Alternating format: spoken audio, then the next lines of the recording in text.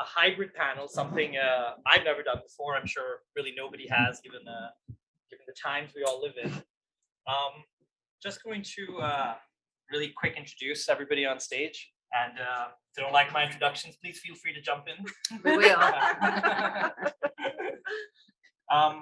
We have Karine, of course, who's the artistic director of Theatre Française Toronto. We have Bea, who's the artistic director of Luna Theatre Toronto. We have Sage, who's the artistic director of Indigenous Fashion Toronto. Is that Indigenous Fashion Arts. Indigenous Fashion Arts Toronto. We've just changed our name. Apologies. That's the reason. This thing working? It is. Lovely. And then on Zoom, we have Taiwo, who's a research fellow at the University of Johannesburg, I believe, and an assistant professor at the University of Regina, an arts practitioner, academic. And we have Weyni, who's the artistic director of Soul Pepper. I imagine they're on Zoom and they're looking lovely. Hopefully they're smiling right now, being like, where is this going to go? You know, I have a whole list of questions and things I wanted to talk about, but after hearing our wonderful keynote speech, my mind is like zzz right now, you know? And I'm like, should I just throw all this out, you know, because I have a million things I want to talk about. But to start with something lighthearted, which I know we all want to talk about. I want to start with COVID. I know, exciting stuff. The thing is, you know, maybe it's just me as an immigrant, or because I've always felt like an outsider because of my complicated identities. I just know that COVID, and even before COVID, it's just very hard for freelance artists of all kinds, emerging for sure, but even you know, mid-career artists, experienced artists, when you know everything just kind of comes to a standstill. You're so used to doing it just on an emotional level, but also just straight up on an economic level, you know. And I know we've all been through a lot as artists, as human beings, you know, and we've been through the ringers, of course, you know, some more than others. I was curious about what you would say to those artists right now in terms of offering them some advice or some hope. I know that there's been a lot of disruption, which is a good thing in most ways, you know, but now that things are coming back, or I was just hoping you could talk a little bit about perhaps some of the struggles you felt when you were in that space, you know, when things weren't quite clicking. And that could be right now as well, you know, but I feel like in the capacity that we all are leaders, we could offer some words or some thoughts about our own struggles and how they may be struggling with the same things, and our words may help them in some way. If anybody would like to jump in. In terms of COVID specifically? And yeah, in terms, not specifically, but that COVID has been an extremely hard time that have brought a lot of the regular struggles, let's say, to the core. It's just about those struggles of being a freelance artist or being an emerging artist, you know, perhaps looking back at your younger self.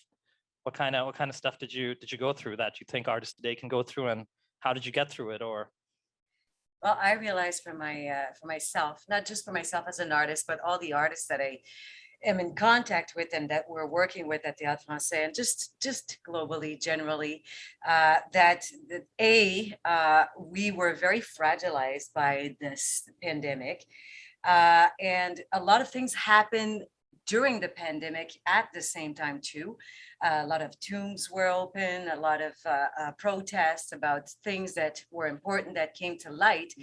And that what it did is that it shed light on artists that were in the dark before. And it had the opposite effect of being like a time where like things are slow. In my community, people are exhausted. You know, all the Black people are exhausted, trans people are exhausted, and also Native artists are exhausted because they have been required to be there for everything, to speak up, to create stuff, and to create quick, because it's like, oh my God, we need something that speaks for your people. And so I find that we need to be, the lesson to learn after this pandemic is to be patient with these artists. Let them time and give them time to create something that is not rushed. And I think that we just need to be patient in the future and just let the time do its work, because were not going away. It's not going away. We've resurfaced some issues that needed to be addressed, and they're not going away, but we just need time. So I found that the artists were not only like struggling with obviously finances and lack of work, but I find that at some point they were required to represent and to be everywhere in every sphere. And yeah, it's like you need to take care of your artists. They're also vulnerable. And if they're not taking care of themselves, then they're not creating any art. Okay, thank you for the question. And I find myself in a very privileged position for the first time in a way, running a theater company that very grassroots, because Aluna is 21 years and still struggling because, you know, that's the way it is for BIPOC companies. But yet, you know, like we were talking when I arrived here, is like, you know, you are so burnt out, and, you know, we get before the pandemic and we're going, can we keep going? Can we keep doing this? How much longer can we do this? And then the pandemic happens, and the company, this tiny thing, was what saved us personally, but also allow us to support a good community of artists and support them well. We were able to just pour all the funds we had into creating, you know, residencies for them to do whatever. We were not asking for product. I'm so tired of product. And you touch on something very important, the demands now that we're putting on artists and on young artists as well, because suddenly the spaces are opening because people have to have BIPOC, but there hasn't been the spaces before. So how are people, like, let's talk about administration and all those areas, like we're asking them to come in when they haven't been the space or the time for these people to get their skills in a place that is supportive, encouraging, and that they're not using them as another tag or box that, you know, you have to check. So I mean, I've always believed, I come from, Marvin, you spoke so many things that, yeah, follow that, but yeah, I will follow it with different things. I want to talk about who I am. I am a woman.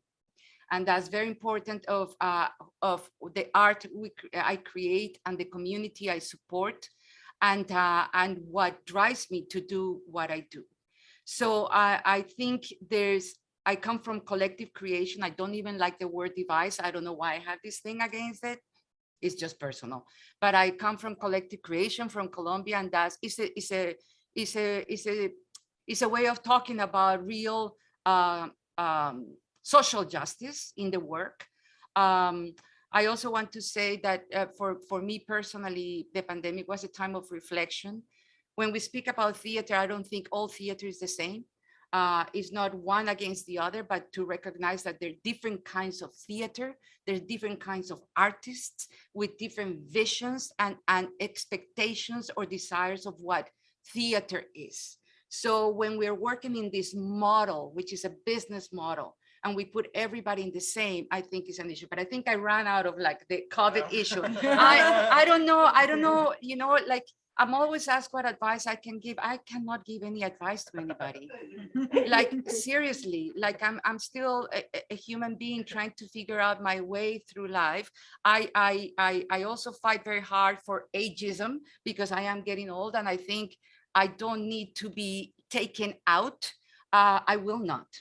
And that doesn't mean that I will not create spaces, but as a woman, my biggest mentors around the world have been women in their 80s and 90s who are running the most incredible programs that have changed generations and have changed their societies. So I will not step down as a woman, let's, you know, I don't have any advice. It's impossible for me because my mother always said, like, the past, you know, is like every time is new. These are new times. And I'm looking at this new time as a woman at this age. So I don't experience what you're experiencing. It's impossible. And I want to acknowledge and respect that.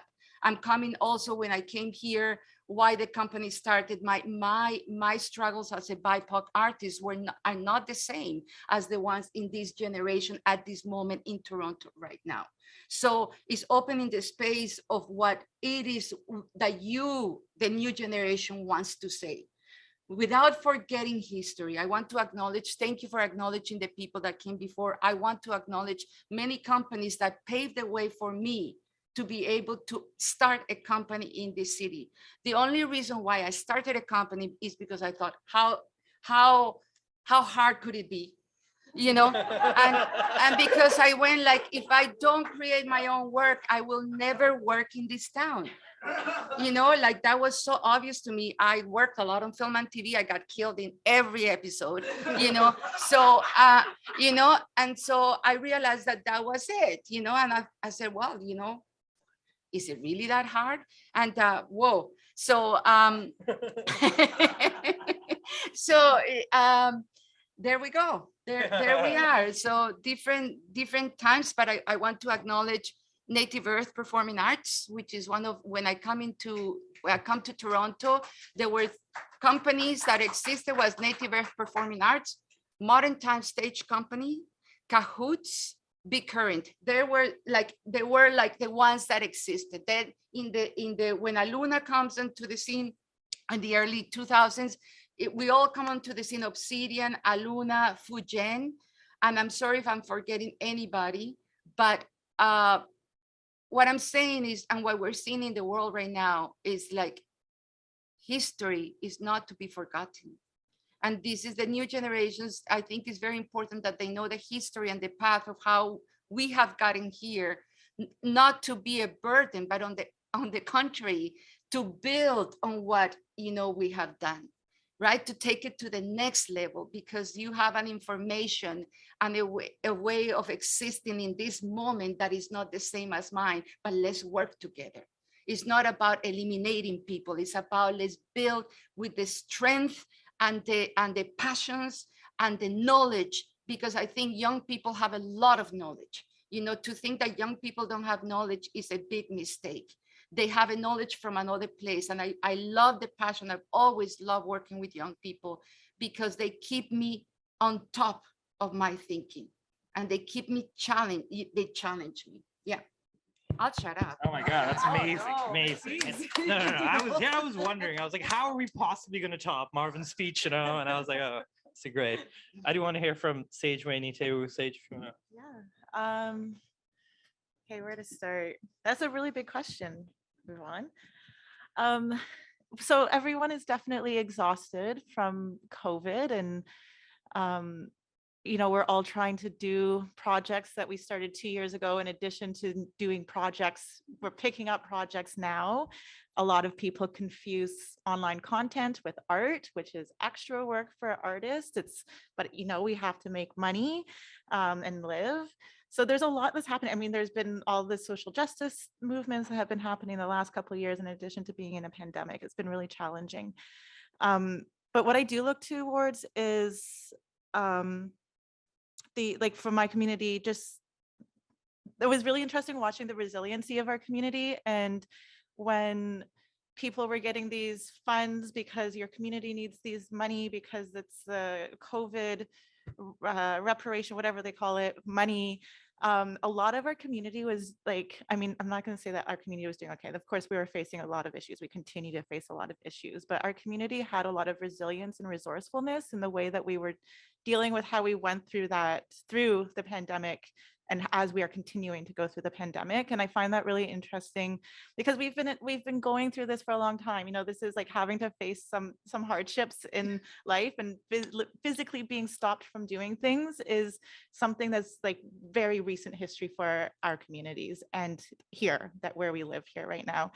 So I just saw there was a lot of people in our community who actually were coming together. And I think that was the most powerful thing, is that we still continue to move forward in the work that we're doing, finding new ways of doing work. And then also, like, that leads into systemic change, which I think is really important, because we talk about being in these spaces, and for Indigenous people and Black people and people of color in these theaters, where it's like, we don't have to do that work. Like we can create our own spaces and we don't have to be a part of those spaces. And I totally like, I'm all for working and partnering and collaborating with these institutions, but I'm not a part, I don't want to jump into their spaces and have to go by their rules, which is why we started Indigenous Fashion Arts, which is at the intersection of theater, of dance, of fashion, of craft, of visual arts, because our art is not siloed in these ways. And fashion just happens to be an excellent way to be able to celebrate that and celebrate our community and get to see that work together. So I think when I'm thinking about COVID and all of how challenging it was, I really do choose to look at how our community has been able to push through it, as we always have pushed through really difficult things in our lives and with our families. And so I just want to recognize that in all of the work that our communities are doing to make sure that we continue to survive. And we don't need to depend on these big institutions and these colonial spaces to give us that space to survive. And hey, they're giving out all this money now for Black and Indigenous people and people of color. Like, you know, let's take advantage of that and build our own spaces. Here, here. Weyni, or Taiwo, if you we can see you on the screen over here. I don't know where I'm looking, but you both look lovely. Hello. Would you like to? Yeah, can you hear us? Can we hear you? Yes, yes, we can hear you. Weyni, do you want to go? Okay. Well, thank you, everyone. I want to acknowledge that I'm dialing in today from the University of Regina. It's on Territory 4 with presence on Territory 6. I do connect to some of the historical realities, especially as somebody coming that moved from Nigeria in 2015 to Canada. And Nigeria also had and continue to experience the implication of the colonial realities. So I just want to put that out there. Thank you for the question, and thank you to Marvin for the amazing keynote, very powerful, moving thoughts. I think I wanted to frame my offering to your question more for me in terms of what I have learned versus advice. It's not as if advice are not great. They are there for certain reasons, but like it's been clearly articulated that we are different spaces expressing different things. For me, I started my theater company in Theatre Ministry International immediately I finished my undergrad. So I was this fresh, ready to go for a person. I was not even thinking about anything. I didn't have any family, nothing. So I was just, ready to go. And also, as someone that also work in community, especially in Nigeria, and working within the space of theater for development, we've always had to use theater on different social issues. So some of the things I did learn, and then starting the theater company and building to the point where we've worked in over 14 countries across 4 continents in like 5-6 years. That was a lot for me. But some couple of things I did learn, which I ended up using during the pandemic that was useful for me, is that one is that I've come to realize that it's not a sprint, it's a marathon. And so that helps me to cool down and tell myself, breathe. Because there's a lot of pressure and it to continue to be. We finish one, another one rises. And the pressure on us as artists of color, Black, Indigenous, and whatever we present and identify ourselves, the reality is it's always like a pendulum. The system just swings back and forth. And so it's a marathon, it's not a sprint. And then that takes me to the next thing, which also make me understand that I have the power to say no, and I have the power to do no. And I think that during the pandemic, that was something that I was reminded of, because the system that we find ourselves is a very capitalist system, very production driven. It's as if whatever your best is always what you did last, all right? So we're constantly doing and producing and producing and producing. And that really has a weight on us as artists in our different ways and capacities.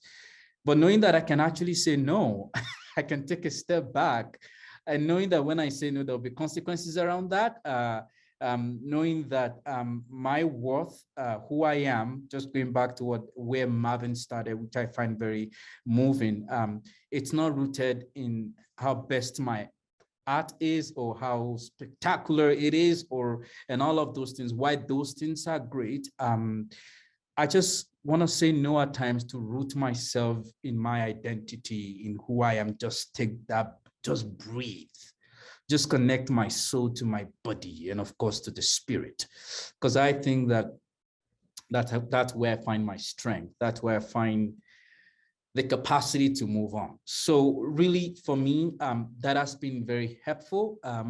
It's something that I did learn. And finally, I think the last speaker, and I'm not sure if I grabbed that name, was really talking about that idea that we are enough.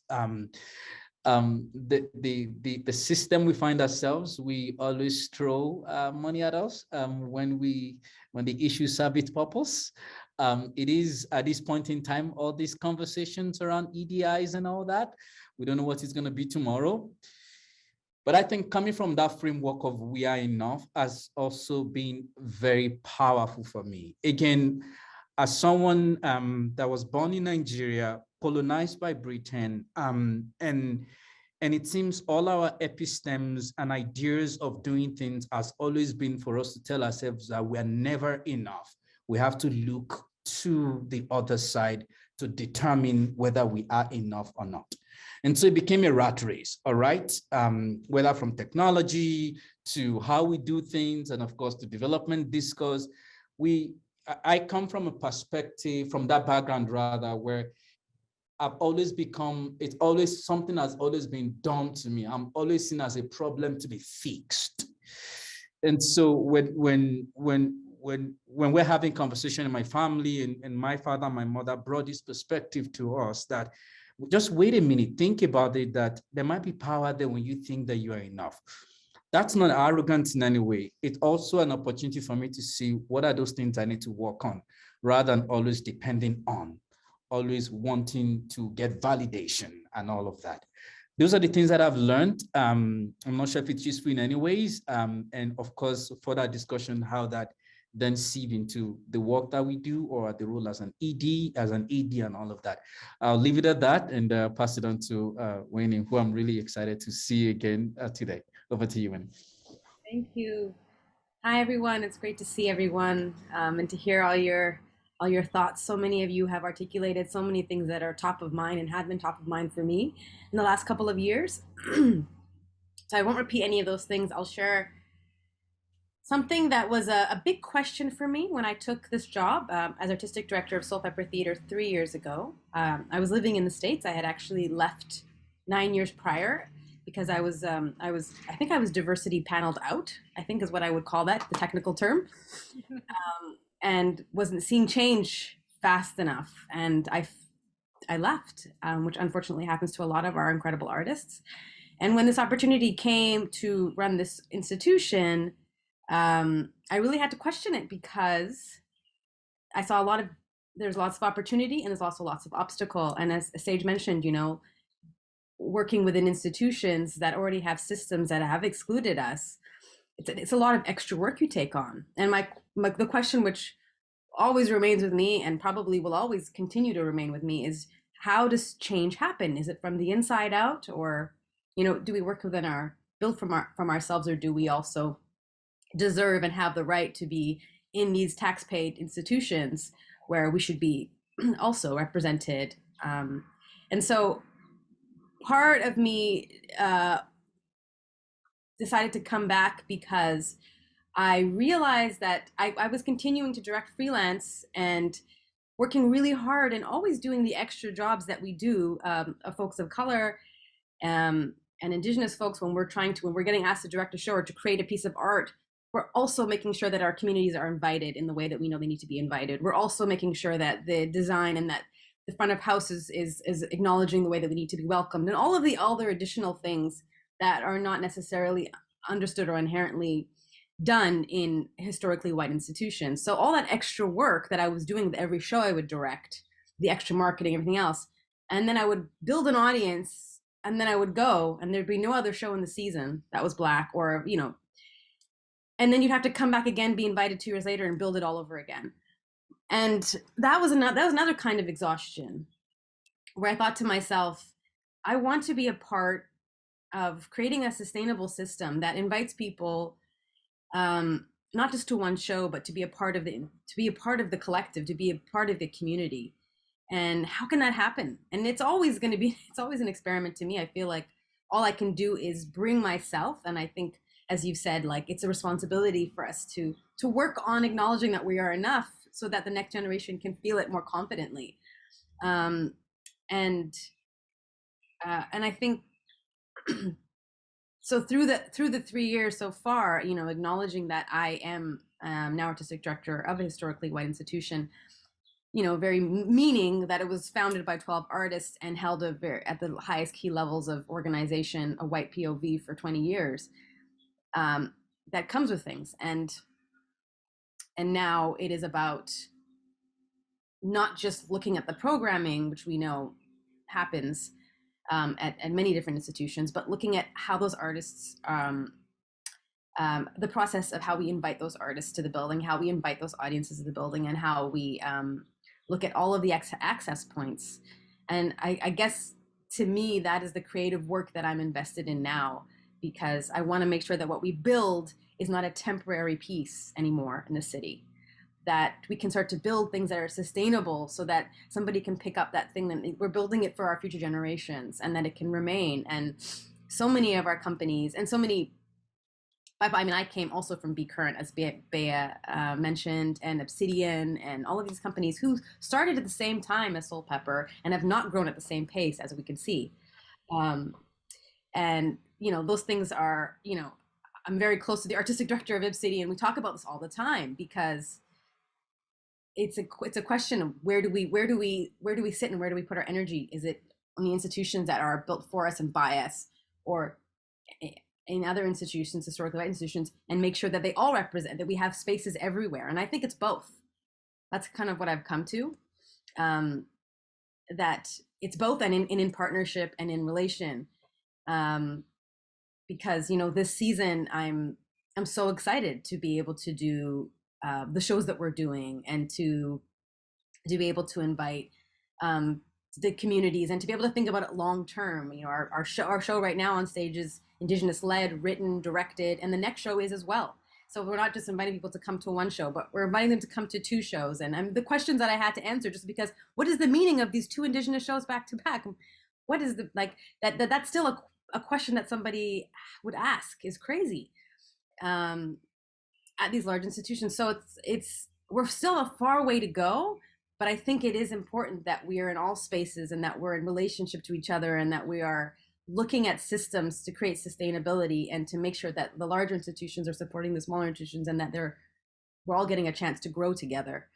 So those are the things I think about. And then those who are in these spaces, like I'm in, also a question of mental health, and making sure that this idea of being enough, I really think, is such a strong theme, because I didn't even recognize the first 2 years that I was doing like 13, 14-hour days and everything. And there was no option for me to fail in my mind, because of the spotlight on me, and because of all of the young Black girls that I thought about every time I did anything I did.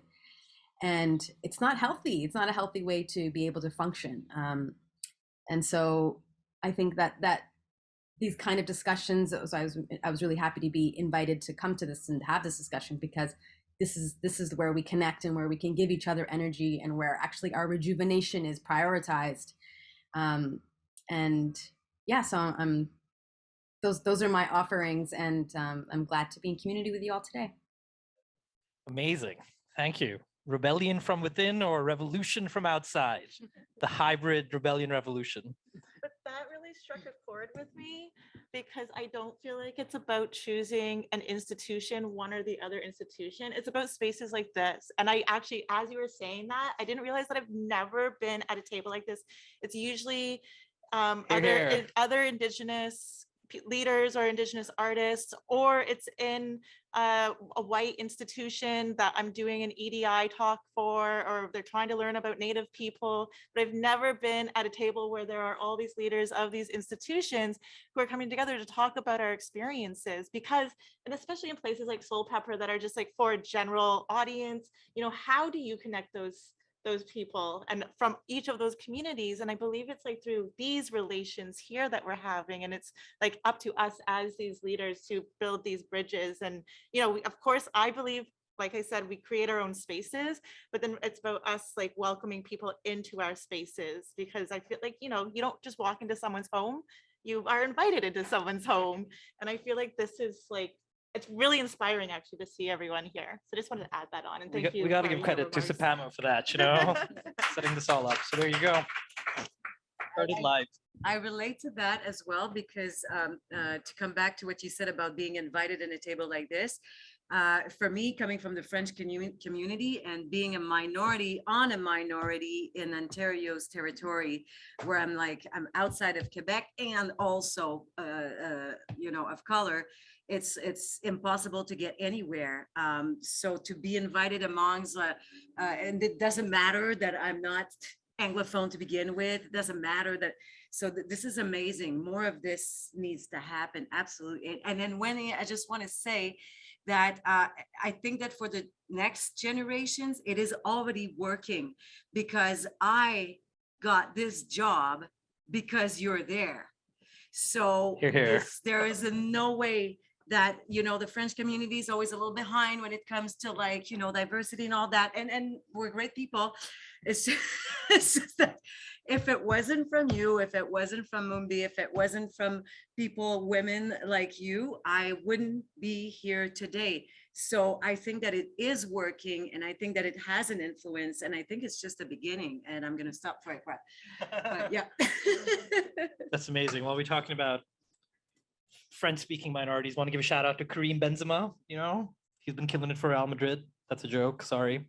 I'm going to move on. I have this is, you know, a number of you already kind of talked about this. They're going to kill me for this question, by the way. But I want to ask it because I have a feeling how I know where you're going to all land, but it's just a thought I have. Okay, and I'm sorry. I'm realizing, you know, a lot of language I use is actually like colonialist language, you know, because I've just been brainwashed and brought up in that system too. So it's a continuous process, you know, shedding the layers, as Marvin so eloquently said, were put upon me. You know, like Weyni, I lived in the States for a long time. I think I must have been 14, 13, so old enough that you know, you're not very, very young. White teacher comes to me and is like, this is around September 11th, you know, kind of after, and it's like, sorry, I promised I wouldn't be telling these stories, but you know, it was just like a funny thing, you know. She's like, I just want you to know that, like, it's okay that you're different, you know, or said something like that to me. And like Marvin, it never even occurred to me that I was different, you know. I was like, is it because I like Kit Kats and not Twix? Like, what do you mean? And so I started thinking about that, you know, just about, oh, the stuff that's put upon you just by the world, you know, in the same way that I'm a little bit racist and I'm a little bit sexist and I'm a little bit homophobic, like we all are, because that's what the world kind of teaches us, you know, automatically. I think a lot about the stakeholders, let's say, for our arts. Okay, so we have, as I'm defining them, you can all tell me to piss right off with all this, by the way. We have our artists and our arts workers, right? So that's a big portion of the communities we serve. We have our audience, our supporters, the communities we engage, you know, as we say. And then we have our funders, you know, donors that come kind of outside this, just throwing this out there. And I guess, especially in terms of leadership, you know, that when you think about it, do you find a challenge in balancing all this? I know we're all artists, you know, so that's the third of this that we come from, and we have a natural inclination to that. But I'm just curious about, I guess, what is put upon us versus the dreams that we had or have, continue to have, and whether it's a challenge. Is it even a question about the different people that we are? I don't want to say trying to appease, but let's say, you know, trying to serve in all our different ways, or is this not really a question that comes up for most of you? Does that make sense? Does that make sense? There's a lot to balance. Mm-hmm. That's for sure. Yeah, and I want to pick up on Weyni's, like, the thing of what one person can represent, right? And the stress of that. I remember the first review of my second play. Nobody knew us. I mean, it was, and which is fantastic because to this day, we keep doing whatever we want. For me, it's about experimentation. I don't follow anybody's rules on how we do theater. And the Globe and Mail, I was a BIPOC reviewer, which is very interesting. I will never forget the closing thing he said. He was so angry about the piece I had just put on stage. And he said, I hope she has collected enough air miles to take a very long trip and think very carefully about what she has done.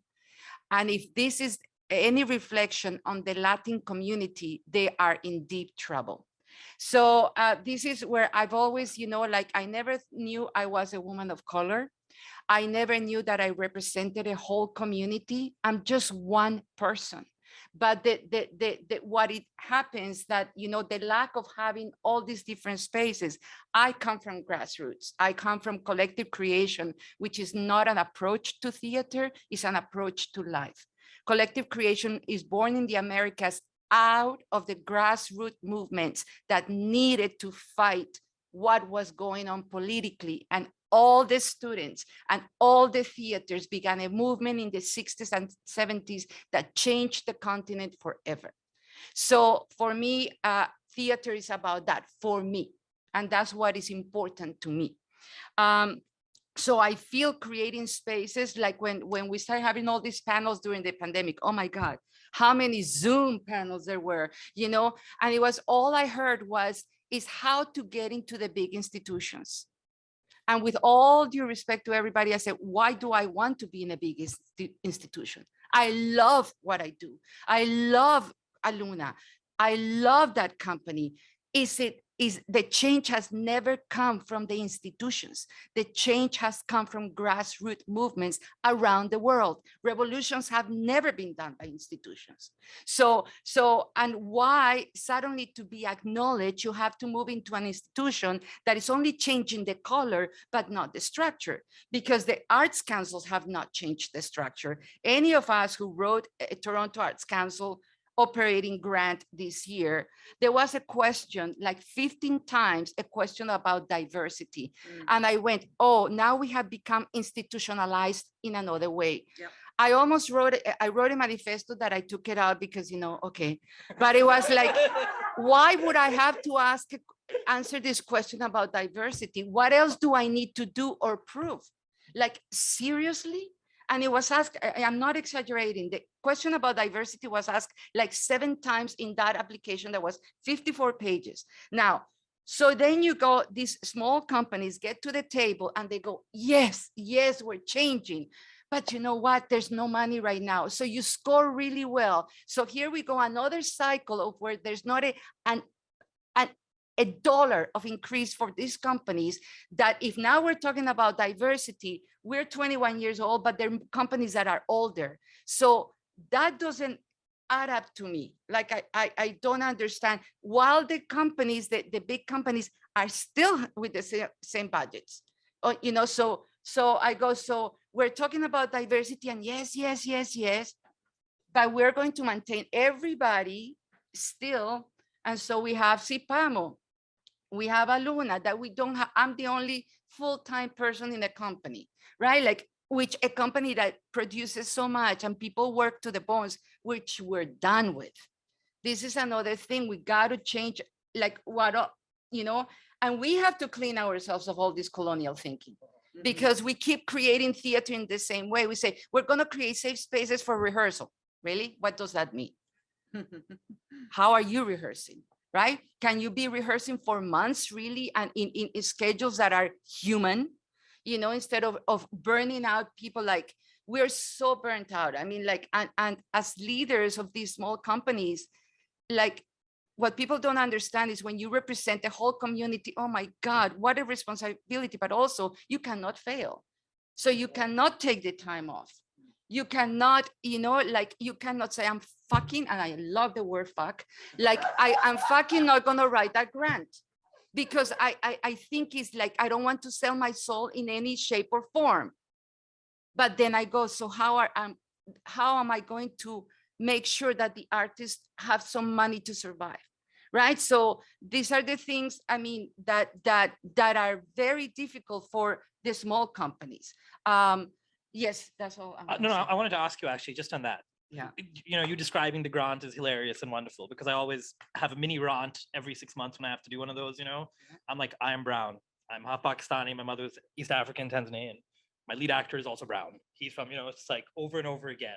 Would you say that our funders in that way are mostly white, which is why these kinds of questions are there? They're like trying to be like, well, or maybe not. Say it, sorry. Because we get questions like, are you native? And you have to talk about like legitimacy, because there's a huge issue in the arts and academia about people claiming indigeneity. And I assume that that might also become something with like claiming identity, Black identity, like being a person of color, queer identities, gender identities, all these kinds of things. And it's just like, I feel like it's important that we have to do that because of these issues. People are taking advantage of the system because the system has been set up that is not trustworthy. Like, we lie within these systems. And so it's like, I do believe that there is a place for these questions. I think there is a place for how we respond to those questions, especially as like Indigenous people, Black people, people of color, because actually my husband was writing an answer to one of those. Like, there was this grant that was going out through Ontario Arts Council, and this new question, they're relatively new questions, but like, where's your community from? And he just gave this hilarious kind of flippant answer, and he never really directly answered it, but it's very clear that he's native. Like, he's like the most native to ever native. And like, it was successful, but it was because it was peer reviewed. So I guess like personal grant, it's peer reviewed, and they understand and they can read, you can read through the lines in those applications. So from a standpoint, especially for someone who I accept applications for the work that we do, and we have to ask those questions because we need to protect our community. You know, I need to make sure that it's like it's Indigenous representation and that people are honest in there. So I have to answer these questions, as annoying as they are. And people can answer in whatever they want, right? Like, and I think like, especially us who, we've been doing this forever. I think there's a way to answer it that kind of is acknowledges the fact that like how crazy it is that this is happening. And it also gives some insight into the people who are reviewing those grants, your peers, the arts councils, everything about that. So that's I feel like a love-hate thing with those questions, but I see the importance of it. No, that's great, and I totally understand that. You know, people should not be taking advantage of other people's oppression. Period. End of story. Like that. I don't think it gets more disgusting than that, right? Especially when you face this shit. Our funders. Sorry, I want to know. I mean, look, we talk about opportunities. We talk about. Sorry, I want to let everyone else speak, but we talk about let's create more opportunities, right? Rather than take away opportunities, let's just say, okay, I'm living in this continued idealistic world, right? To me, more opportunities means also just like more, let's say, resources, okay, however they come from, right? That means more money, whether it's from public funding or private or community raised, however that comes. So what are our thoughts around that? Do we need to diversify that? And if yes, do we have any thoughts on how we diversify that? This is the question. I know it's impossibly hard, but in some way, shape, or form, we probably all thought about this and dealt with it in some capacity. Maybe I'm wrong. How's Soul Pepper doing it? what's happening over at Soul Pepper? I don't know if you heard that, Weyni. For funding, I think, well, partly, again, this is another reason why this is important, right? Like, advocacy has to happen on all levels and with all the larger organizations, small organizations, and then they have to see it. There's a united front. Like, that's, again, another reason why I think it's important that we're inside and outside, because they have to be hearing the same message from everywhere. Is one thing. And I mean, to answer your specific question about the demographics of our funders, yeah, I think it's very institutional still. There's nothing nuanced about it. It's boxes, and it's that at this point, and people understand there's a priority. Finally, because unfortunately, I had to take devastating news that public had to find out about, not that we didn't know about it all along.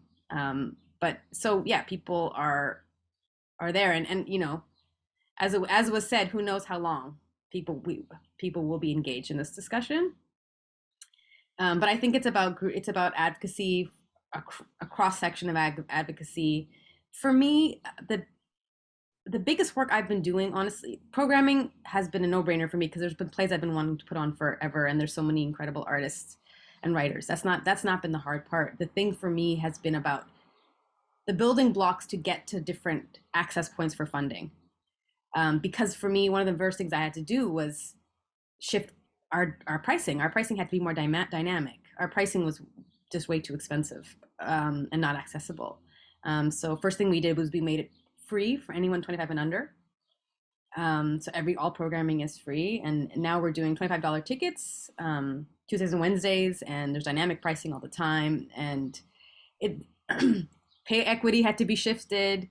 There's a lot of just like systemic things that had to be changed, and that took a lot of time. Our board is now 50% gender, and it's now 40% as far as IBPOC folks, where it was, I mean, you don't even want to know what it was when we first got there. It's shifted dramatically over the 2 years, and it's continuing to. So to me, it has to be in all levels, like, you know, to act, because you need to be advocating from all access points of your organization. It can't just be in two people in leadership, or, you know, the whole staff is shifting in as far as representation and diversity. So it's a longer game, because I think it's about inviting new audiences, which then bring in new communities, which bring in new people who are invested and actually see you as a vital source for their community before they're going to actually bring in funders. Because ultimately, the dream risk for me is that there's a more accessible theater at low price points that everybody feels a part of, and then we become a vital part of the community. And so that whether it's government, corporate, or other donors from other communities who are funding other initiatives, they just don't see themselves properly in theater. You know, it's our responsibility to show them that this is actually, that they are centered in this work, and that there has to be some kind of a radical invitation to shift what people have known is that, there's been this unannounced exclusion, and a very all kinds of obstacles as far as engaging. It hasn't been like civically responsible. It's been about an entertainment institution, and it's been about really high ticket prices and everything else. So all that to say is, funding to me is a complicated thing, and I think it needs to be revolutionized for it to actually shift. And that starts with systems internally as far as the large institutions are concerned. Because like Bea said, like, it doesn't matter if you shift the programming if you're not changing the way that you're working, because you won't bring in the new communities, and then nothing will actually change as far as funding is concerned. So that's what Soulpepper is doing now. Is you know, we have priority on our board, and how we're recruiting, and how we're recruiting who's actually representing the company.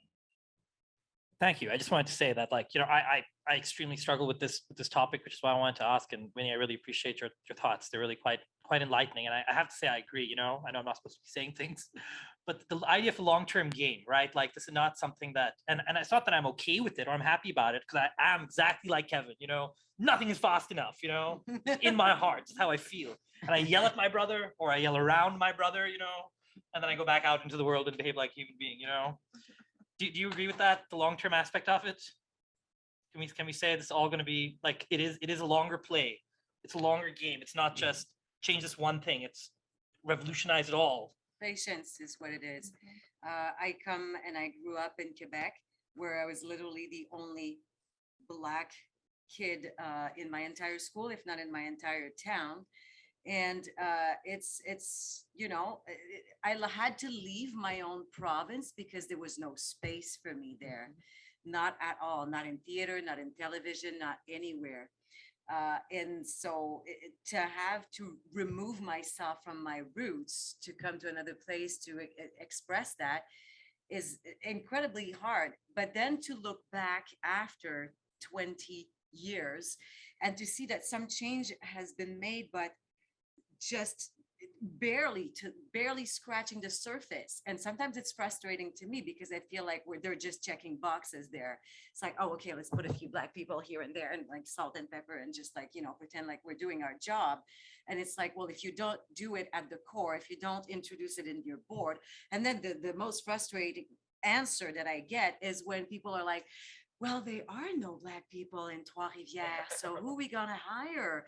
And I'm like, oh, excuse me, no, you have to go and get them, because they will not come and knock at your door, because in the mentality and the culture where for 50 years you have been denied of those doors, that is not part of your education, and that is not part of your habit to go and knock at some door. That is privilege. That is what privilege is. So it's like you have to go on the street and get these people. And yeah, you have to be patient enough to give them the training and to give them the skills, and to like, that is working from the root all the way to the top, so that then you have people that are in every sphere that are working both as in the background, technical, backstage, and upfront as a director or as writers. And it's just not enough to pretend and check boxes. That's why I find, to come back to the question you were saying before, I find the grants demand so unrealistic, because I'm like, oh, now all of a sudden we just went from like 2 years ago we had none of this, and now we have to find some plays of some new writers that talks about this subject like right away, immediately, so that we can continue to have the same fundamental grant that we had 2 years ago. And I'm like, no, excuse me again, you have to like introduce a program where you give them training, you invite some people to want to write about their community as immigrant and who they are. You can't just make an order and expect a restaurant to deliver it. This is not Uber. So that's so patience again is my answer to your question. And I want things fast too, but not that fast. I want to Uber a BIPOC script, please. I only have $25, no tip, preferably Black. Yes. Fine. I'll Yeah. take East Asia. I'm gonna take a shot at this. We are in a capitalist system, right? So that's the game we're playing. This society is totally capitalist. So, but as an artistic director, time, I don't know. But I do know what I have seen, the changes within the last 21 years of the work we have done. And that inspires me. I work from vision, not from money, right? And I think that's very important, because like for me, from when I started the company, there were maybe 4 Latin American artists in almost Canada that were working. Like, I am not even exaggerating. By now, there's a beautiful community. We just presented about 36 companies, or different shapes of the Trans-American community at Caminos. So for me, that says things are changing, right? Money-wise, no, we still have the same budget, but what is important? Because those artists are going to create, whether it's their own spaces, their own work. So I feel, no, there's a movement towards something. If I want money, I'm not the best at it. I'm very good at writing grants, but it's very hard when you have 2 people working in the company to also have fundraising, development, everybody doing the same thing. I will always be an artist. I didn't create a company to become an administrator, because that's not the type of art that we do, I was in Sao Paulo at a conference, and somebody put it like, you cannot make political theater when you're spending $500,000 and you're raising money for like 3-4 years. What's political about that? Like, it's immediacy, right? So it all depends what your vision is. I think things are changing. I think, Weyni, like one of the key things is like theater has been for the elite in this country and in this city. Like, so if they all wanted all the theaters, how do we bring your community? Oh, they called us. They called all our companies. How do we invite your communities to our thing, right? Like, but it's like, how can you, who's going to pay $50, $70? Like, even like, so you have to understand what the capitalist system doesn't understand is that if you really engage audiences, then you're going to have people coming to see plays. It's better to have people paying less but fill the theater than to have theater, and so this is the problem with capitalism. It's about consumption and more.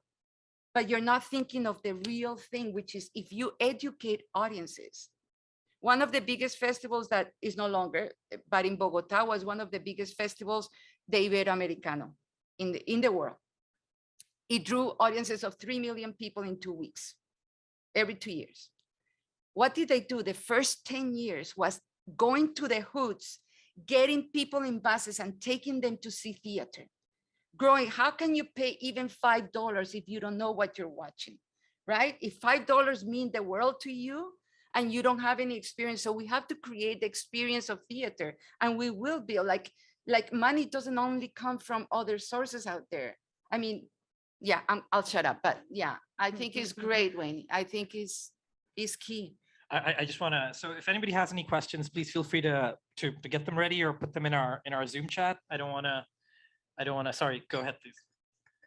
I just want to add that, like, we know this to be true in other parts of the world. I just want to, I just think sometimes in North America, everyone's like, it's got such an experiment, but even in the UK where it's £10 tickets, we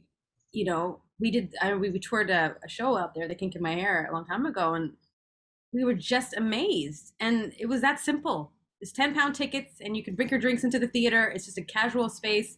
It feels reminiscent of the spaces that they immigrated from as well, where there are children in the theater, where it's a bit more, it doesn't have the same social rules that were built out of a very particular colonial mind frame. And it resembles more of the theater of a community, So anyways, starting with the fact that it's £10 tickets, it's starting with the fact that it's right away it says this is for everyone, and that was the Hackney Empire, so it was like 1,500 seats and it was packed. It was completely diverse. So I just want us to be assured that I really do think that this is a big part of it, and I know that right now our systems and our pie charts and everything else don't really help us make this the priority, but I really do believe that it is the priority. It's shifting the way that theater, the idea of what it costs to enter. I just want to throw a quick thought out there in regard to this, right? I just want to say, like, for me personally, and you can all disagree, right? But I just feel like art in general is not valued high enough by our societies, okay? And maybe that is a capitalist framework that I'm talking from within, but you've all been invoking so much communism, Lord help me. No. Progressive ticket pricing, depending on your wealth. Forget the how, I'm just saying the what, okay? The economists can figure out the how.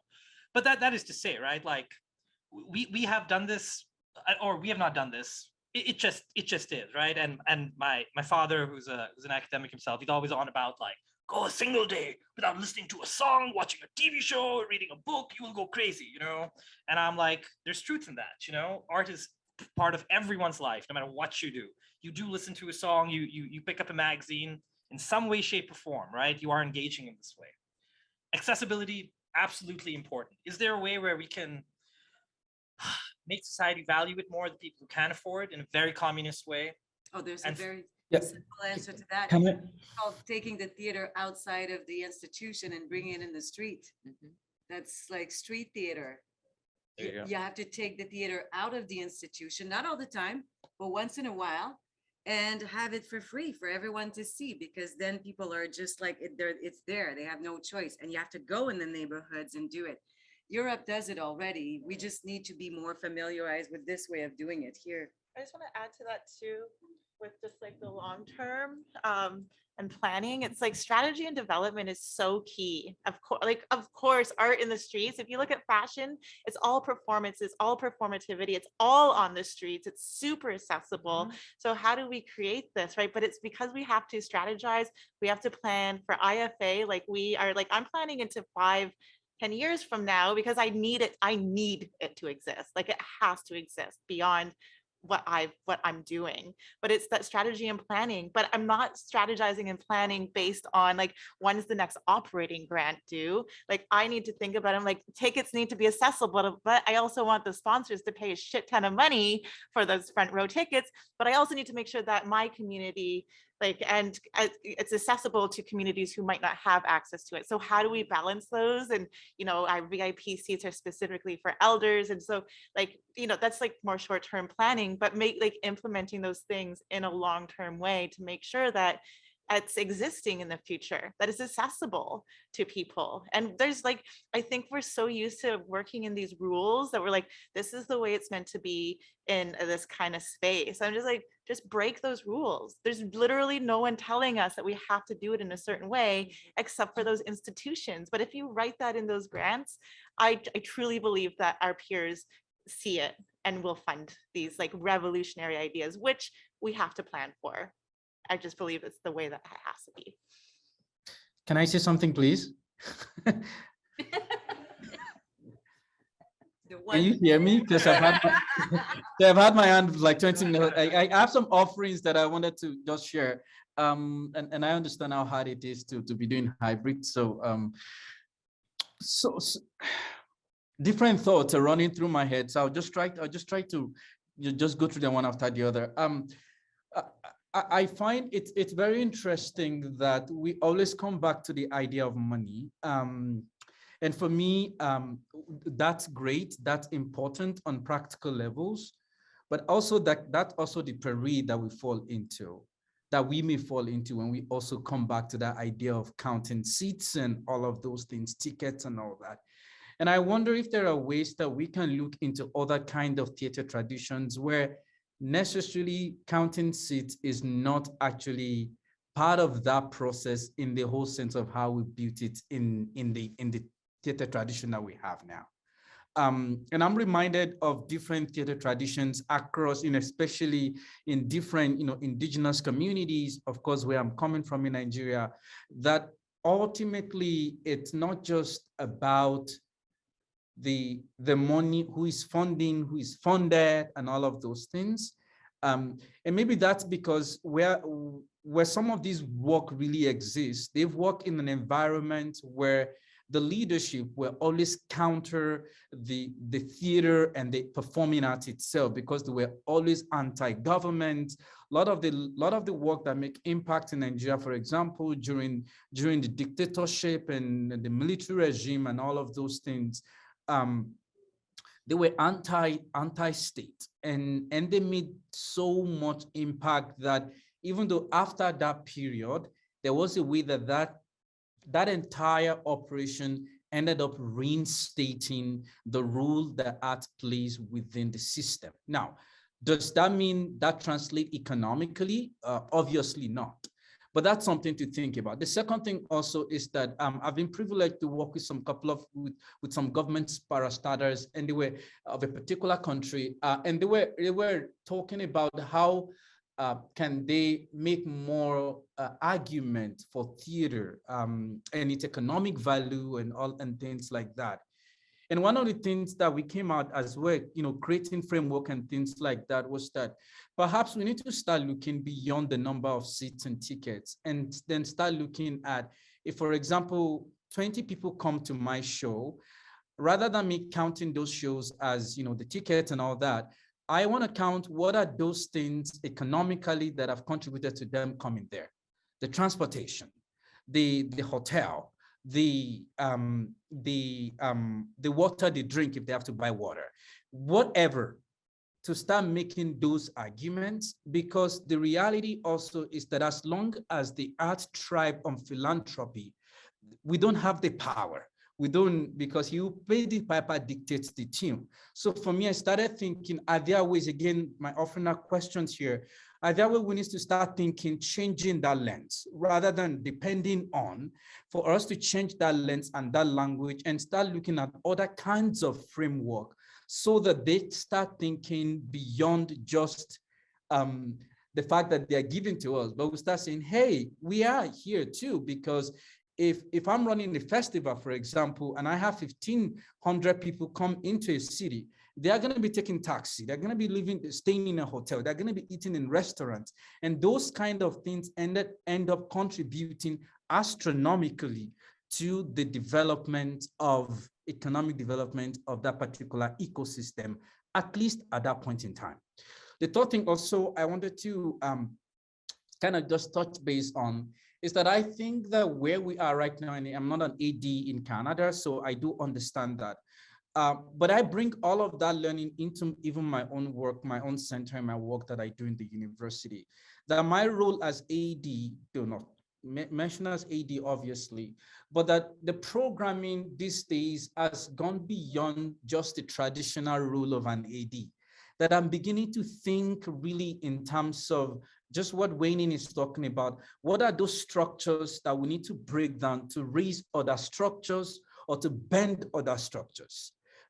Specifically in terms of not just how do I create this program for people to come see the show, but what are those barriers that we make people to not come see the show, or that will make them come see the show and build sustainability within that process, that they will continually come and see the show. I'll give just 2 examples and then I'll hand it over. When I was at the Belfry Theatre in Victoria, I was working closely with the artistic director, Michael Shimada.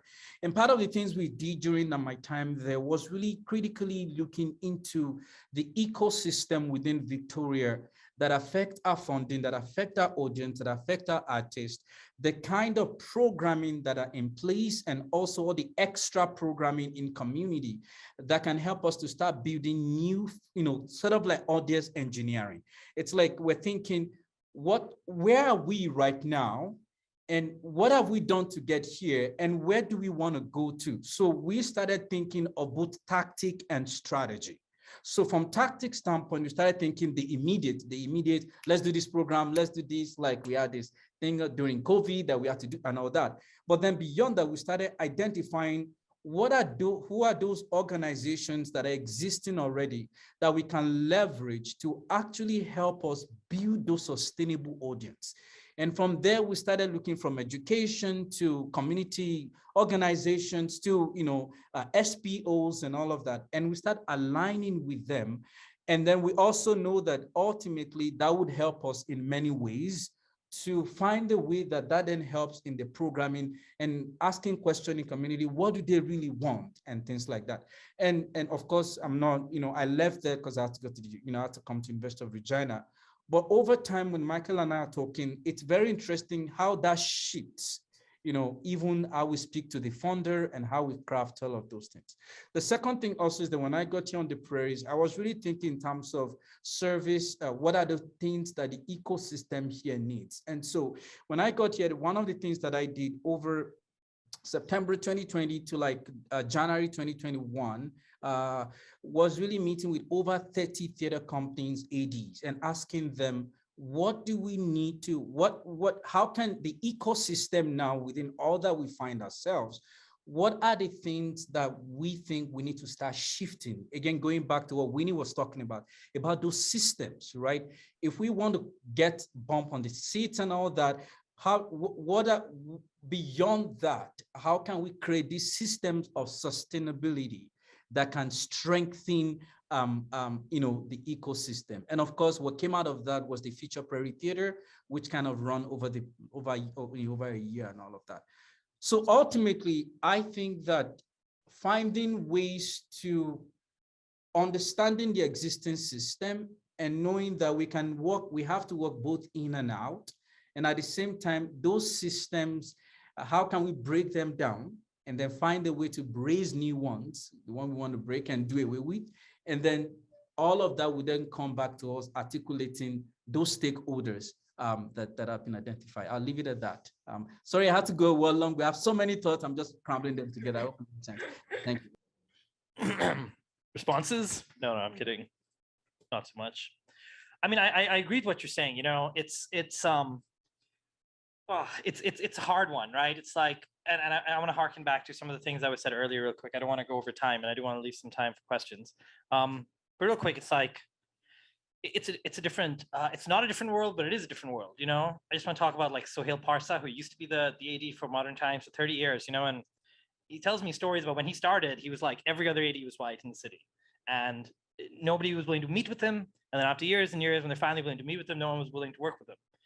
I have to say, quite fortunately and quite privilegedly, it feels quite different right now, you know? Just throwing that out there as an honest experience that I'm having, you know? So even if it is painful, and look at all of us right here, you know? It's pretty glorious, you know? It wouldn't have happened. Even when I moved to Canada, which wasn't that long ago, it was felt like a different world. So do we have any positive thoughts about that? I don't mean to be the resident optimist here, you know, surprise, Things have surprise. changed. Only like even 10 years ago, things were so different. I worked at, well, actually it was like 15 to 20 years ago, I was working at the Imaginative Film Festival, which is now the largest Indigenous presenter of screen-based work made by Indigenous people. And yeah, it's to see the growth, like when I started there, like it's similar issues, you know, like trying to get your foot in the door and trying to get funding, trying to get industry people to hear you and all these things. And it was really, really difficult. Our audiences were quite low. And then things have just changed so much. It's amazing that, you know, we can now call like the public funders and be like, hey, this is what we're doing. Do you want to fund us? And like, they will, like, for the most part, they'll listen. You know, there's still lots of banging doors down, but things have like it's incredible to see the way things have changed. I feel like we are very fortunate and very privileged for where we're at right now. Yeah, things have changed. Yeah, incredible. And this is where I go, don't forget history. Because this is what happens. You know, a quick story. I was working in a documentary and we were following communities in Colombia that had been displaced by the war, right? So, and I remember meeting with the elders and the women and they said to me, you know, we were in the jungle and we were so comfortable and we took everything that the ancestors gave us and we never thought that we had to organize ourselves. And then the paramilitaries come and they massacre us. But now we have to organize ourselves. What I'm talking is like history is very important to remember. So because the younger generations can just walk into the door now, that's only a decade, not even a decade.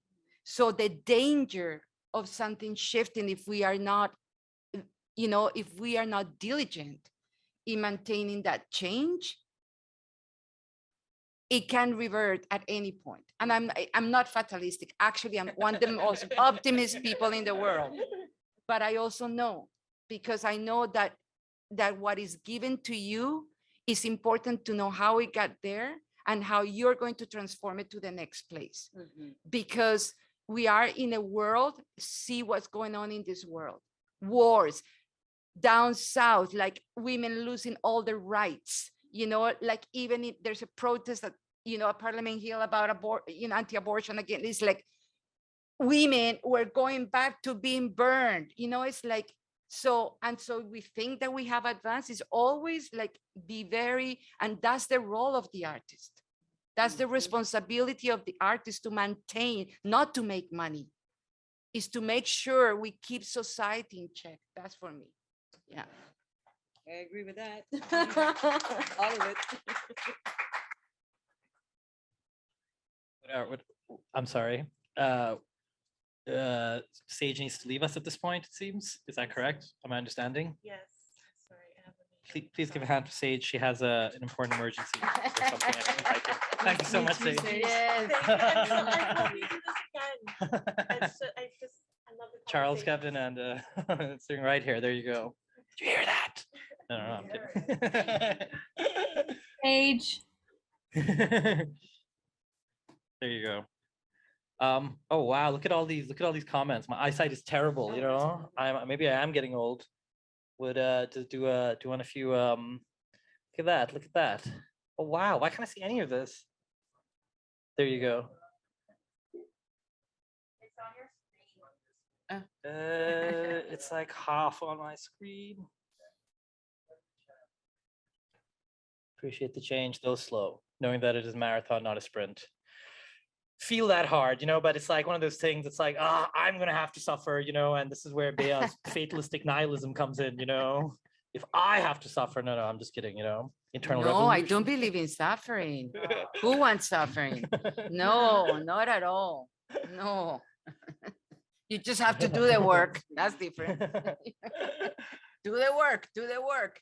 Not suffering, just do the work. Well, I do want to ask, artistically speaking, okay, from the rest of us, like, do we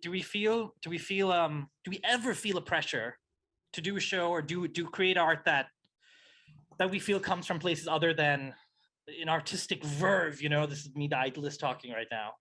And if we do feel that, what do we think about that insofar as surely, well, okay, just talking for myself a wee little bit, but a lot of times I'm like, I trained and want, my dream has been to be a theater director, but obviously, like we're all talking about, it's a lot more than that now, right? You have to be an activist, you have to be a leader, and not you have to be like it's a bad thing, but like that is part of it now, or it feels like it's part of it now, So does that duality ever like kind of factor into the programming we do? Do we feel empowered to say no to that and be the artistic visionaries we think of ourselves? Does that kind of question make sense? Or do we feel more and more freedom as the years roll on? There is freedom, we just have to take it. And it's important to represent, and it's important to include, and it's important to listen to different voices. But at the same time, it's not all of our mandates and it's not all of our purpose. What I find difficult at this job that I'm new to is to try to fill all the mandates to myself. As you were saying, I am just one person. I cannot speak for everyone. I cannot fill every boxes. And it's hard because you don't want to fail, and especially when you just started the job. And so it's I'm looking up to other people to see what they're doing, how they're managing this incredible task they're asking us to do, which is like respond to every needs, talk for every voices. And I'm like, it is impossible. And yes, some people are going to feel left out, but and I want to keep being true to my heart, and I want to have some integrity at the same time. So that's my challenge for the next years. That's the challenge. I think it's the nature of the artist is activism, right? Like, I don't think it's one or the other. I personally, I'm also in a position that I am not running a thing where money is involved in that level that I have to satisfy anybody. That is the great freedom that Aluna has given us and all the artists involved with it. I don't do anything I don't believe in. That doesn't mean that an artist that we may be supporting has a totally different vision from mine. That's very different. But I do stand by human rights. Like, the company has a very specific mandate, but somebody can have, they can do whatever. I don't ever tell an artist what to do. Personally, as a director, or as an actor, or as a playwright, which I'm the three things, I don't do anything that doesn't come from my heart. I refuse to. Yeah. Power to you, Bea. I believe it. But why? Because I created a tiny company that has allowed me to, Tiny company with a big it doesn't voice, come from nowhere. It's like, that's the freedom of doing your own stuff, The only people you have to respond to is to the artist and to your people you invite to see your things. Like, be responsible, but no, I don't want to sell my soul. The day I do, I'm done. Yeah. We do have a question from our lovely Zoom chat, Diane Roberts. What's up, Diane? Weyni, Taiwo, if you want to take it. The question is, I'd love to hear more about how practice has changed for you over the years. And it's for everybody. I asked this question because a while back, I decided to dissociate myself from the label of being a theater artist because it felt limiting. Any thoughts on that? For me, I'm just going to jump in right here. I have thoughts. Rouvan, hello. No, I just want to say, like when I think about theater, and I love it, maybe we should talk about some art, but I think about theater, it always for me has been about, it's a live experience. And that's kind of the only definition I ever had for theater. Theater is anything that can happen live. It can happen on the streets, in a coffee shop, it can happen on stage, on Zoom. It can happen in trains, in hospitals, in planes. We've seen all kinds. So how has theater practice evolved over the years? It's still storytelling. At the end of the day, we want to hear a story and we want to tell a story and we want to share that story. Hi, Diane. Yeah, I do work in different mediums. I do work in television, and I'm starting work in feature and theater, but I find them very, very different. And so I'll continue to call myself a theater artist because I feel like the work I do in that realm is different. It is, although, you know, through online work and stuff, our radius is growing. It's still about a community that we're building it in. And when I program theater or make theater, I think about the program. I mean, of course, I think about the larger global social issues, but I do think about directly who's coming to see that show in a different way. And it's a whole different idea to me. I think about building a temporary community when I make theater. I think about creating a reality that we actually live in. We live in it in that moment, versus a film where the audience doesn't have a role. They don't speak back. They don't get to interject. And, you know, often we don't see theater artists, audiences interject as much as maybe they used to in our home countries, but they still have the chance. And often still at the shows that I make, some audiences will talk back. And the fact that they have the option to is important to me. It changes what the nature of the storytelling is, and it includes them as in it. So it's a different thing holistically for me, and it's a different engagement for me. And when I make theater, when I was on television set last summer, for example, I was really excited to be there, and it's a different thing for my mind to execute, and I have time constraints, and I have to organize myself. And at the end of the day, I enjoyed it, and I enjoyed it even more because I knew I had theater to go back to, I have to say, because they feel like different practices. I just wanted to say that I think for me, the image that kind of come to me is the image of a chameleon. And I'm using that in a very positive sense. And that's because a chameleon becomes, and I hope I'm not misleading with this choice now. Not becoming anything, you know, at every point in time. That's not the point I'm trying to make.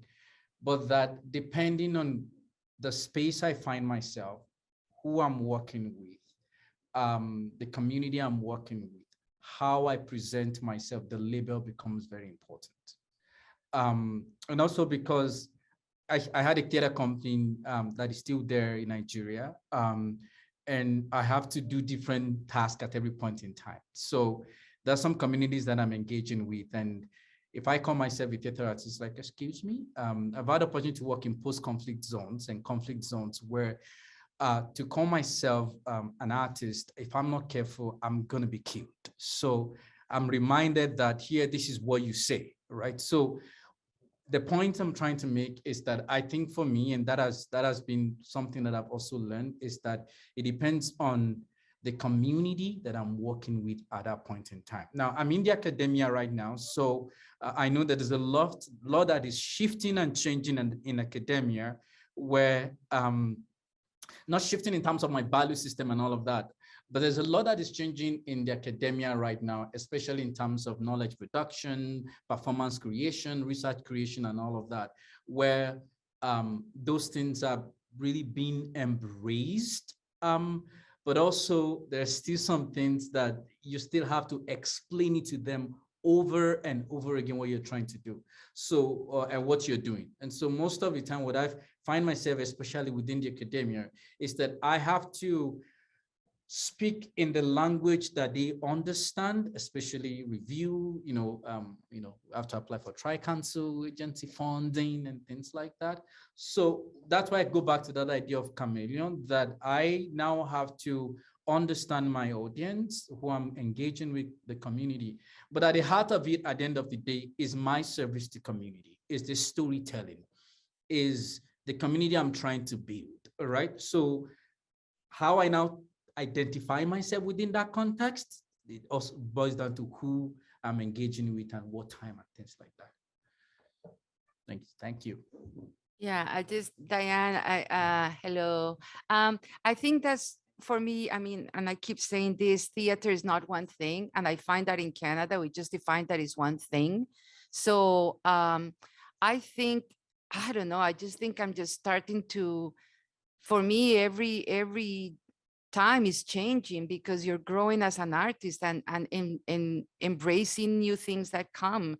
I just saw a show recently by one of our young, not, one of our, I call them the Aluna family, one of our artists, it was called The Art of Storytelling by Bats or Joe Resinos. And it was so beautiful. And I just went like, wow, what they're incorporating, they're really incorporating themselves in, what they want to speak about, and it's so inspiring. So there's no one way to do theater for me. For me, theater is not script based necessarily. Like I actually, that's not my favorite thing, although I enjoy good written things that, but let me take that back. Not good written things. They're forms that we just did Bernarda Alba, and I love playing that character. It was just, Lorca is beautiful, right? So, but there's not one kind of theater. And I think that's very important. You're just an artist. It's like labels are hard and stupid. Yes. I love labels, I don't. We have about I want to say 8-9 minutes left, so I wanted to open it up to some questions from in the house, and I guess on Zoom they're trickling in. If somebody would like to ask a question of any of our illustrious panel, feel free. Otherwise, we can keep talking about presentational and representational theater. I'm in. Several panels. Okay. We have some. We have Jennifer, Dick, she, her. Several panelists have lived experiences of starting out in rural community and living between worlds and having found work and success in an urban environment. Can you speak about how the return to community affects your ability to work and make life? Lighthearted question, nothing too heavy for us to tackle. It's no, I'm just kidding. No apologies. It's a good question. If we're talking about, I'm so sorry. Sorry, please go ahead. Yes. Yeah, I was just going to say, thank you for that question. So the kind of theater that I do, it's called applied theater. So it's basically existing community. So during COVID, I couldn't do anything. I was literally, cut away from it. And so my success or the success of what I do is based on community. And so I think right now, what the past 2 years that kind of helped me to do is just to breathe and I realized that, that work has taken a lot from me, because moving with community from one to another, building relationship can be quite exhausting. And now that I'm going back, I'm beginning to ask myself, in what areas do I need to build more, intentionality to that community? And most of the time, that community is not just only place-based, it's also issue-based, right? I'm working with refugees or with IDPs, internally displaced persons, or with indigenous communities and all of that. So the shift now, the return to community is affecting my ability to work and make life. For me, going back to what I used to do, but this time around in a more intentional way. It's not like I've not been intentional before, but this time I'm asking myself, how can I build with this community that when I'm out of that place, maybe another pandemic happens, God forbid, but that they can continue? Because what happened was that when pandemic stopped, all my working community stopped, because to some degree, not that it was intentional for the community to depend on me necessarily, but by the nature of that model of going there, coming back and all that, there was that, dependency. So now I'm thinking, my going back now, success for me now is that's how I'm defining success now. How am I going to build that sustainable model that even when I'm not there again, that the work can continue? That's lovely. I just wanted to real quick jump in and say, it's a funny thing, okay? I'm just asking the question, don't yell at me all at once, right? But it's like ideas of equity, coming from, and people who've lived around the world especially understand this, the levels of kind of poverty are off the walls, and growing up in Karachi, it's like when we think about equity, we really just think about, does the people outside, do they have enough food to eat? You know, it literally starts right over there. Now we come to North America and all over the place, of course, is much more privilege. You know, the questions become of a different nature, you know, but it's hard for the lived experience for me to shake that off, you know, just shake off that kind of baseline. People are starving, people don't have homes. And this is even in Toronto and Canada, you know? So I wonder, as theater artists, like, do we, well, I have many questions kind of just around this idea. Another question goes to it. Okay, so let's just say I write a play. It's a living room drama. Okay, that's it. Okay, now my contention is it comes from a BIPOC place, because I you know, I'm an immigrant. I've lived all over the place. This is my like life thoughts that I have, and it comes from that nuance and all, you know. But it doesn't. So it is a brown play. I wrote it. You know, that's the perspective it's coming from, but it doesn't hit the let's say our funders or our what's the word I want to use to be delicate, you know, doesn't hit in the same. Is that necessary, or can we? Well, you said you love labels. That's the problem with labels. You know, it's like you're just an artist. This is the problem where we have been put with this thing. You know, you have to prove now that is, you know, like you're just an artist. You write from where you write. That's a little bit what I was trying to say earlier. It's I wrote a play a couple of years ago, and it was my perspective as growing up in Quebec as a half Black person. And you know, the play like was read and presented in 2 festivals, but there was a lot of like people that were reticent to have that play being produced and all that, because to them it didn't feel like it was, and I'm going to be really harsh here, didn't feel like it was Black enough or African enough. And to be honest with you, it took away my entire taste from wanting to ever write again, because I'm like, what are you talking about? My experience is not, I did not grow up in Haiti or Rwanda. My experience is growing up in Quebec. My experience is my experience as a BIPOC person. And the boxes that we were talking about earlier of checking is that it's dangerous to become like, oh, we only want to see material that really speaks to a community. And then it's like, well, then we're doing things all wrong. Because it's, what's the point? I have to agree so strongly with that sentiment, you know, because there is no definition of what it means to be brown, or you know, it's a million different definitions, you know, same with any kind of identity superimposed upon you, you know, and art surely has to come from the heart, as Bea says, you know. I haven't defined myself. They have defined me. Exactly. They put me in the box. I only being a woman, and I say that because it's important. That's how I see the world, you know, and that's from there. Like all the stories I have written is because I wanted to write those stories. But it's, oh, you can only be Latinx, Latin American. Now it's Latinx. I'm not Latinx. I am Bea. You know, but you know, it's like that. I have all these things, sure, but I've never labeled myself, but I cannot get out of the label. Yeah. And my contention on that, which I 100% agree with, it does still come from a, sorry to be controversial, ha ha ha, but it's like it still comes because we still are in some ways, shapes and forms, like accountable to these kind of white old institutions, because and that is my contention for why that is. When it changes, it's not, it'll be different, I hope. Or I could be wrong. And art is about human nature, isn't it? And human nature is not the color. Exactly. You know? Yep. And you know, like that's the thing. We're all, you know, and that's what art is, you know, the mirror up to nature, right? So I sincerely hope there are some white leaders listening in, you know, you're hearing it from all of us. Oh, unanimously, you know, they're tired of listening to me, you know, like, right? The ones that we have been in all the panels, and you go, oh, now they have to be polite, but it's like, and here come the angry BIPOC people, right? It's like... Okay, we're coming to a close, so please, any last words you have for our audience? Someone just appeared, I don't know. We lost Weyni. She had to run. So we really thank Weyni. Thank you so much for being here with us. We really appreciate it. Any final words? We're now down to the last minute.